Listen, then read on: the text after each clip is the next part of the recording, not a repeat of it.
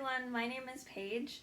I'm a violinist and a violin teacher, and I'm going to help you learn some techniques on violin. So the first thing that we're going to do is we're going to go over bow holds.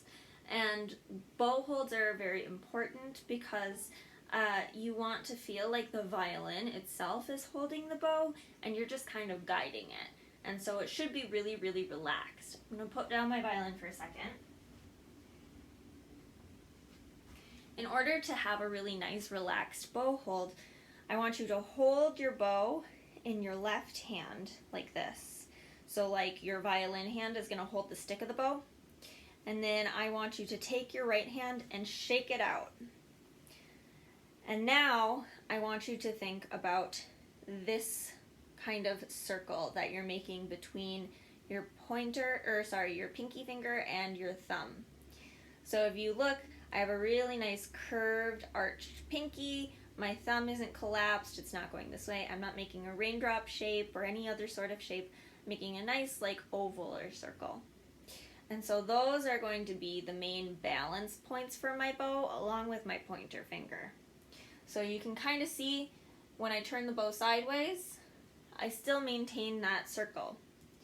Next, so I'm going to give you a little story about how to put the fingers on your bow. So we have the snake, and he goes on the vine, and he's not a boa constrictor, he's not wrapping around the vine like this. He's just kind of like chilling, hanging out in the sun. Then we have our alligators, they go in the river. We have our birdie, who goes on the dock, and again, he's nice and curved so he can fly away.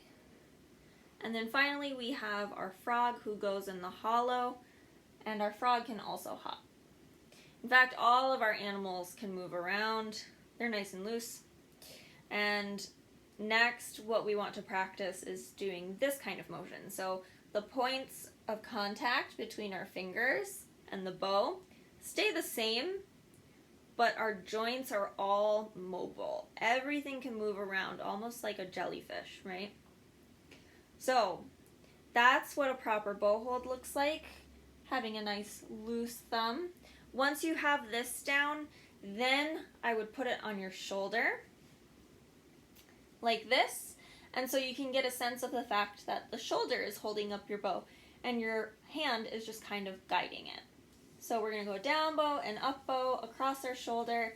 If you don't want to get rosin on your shoulder, you can put down a Kleenex or even better, a toilet paper tube that you can just kind of put here and slide it through.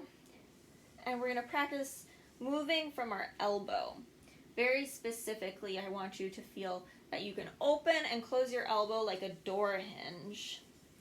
And that all of these points of contact between your fingers and the bow are nice and solid, but not tense.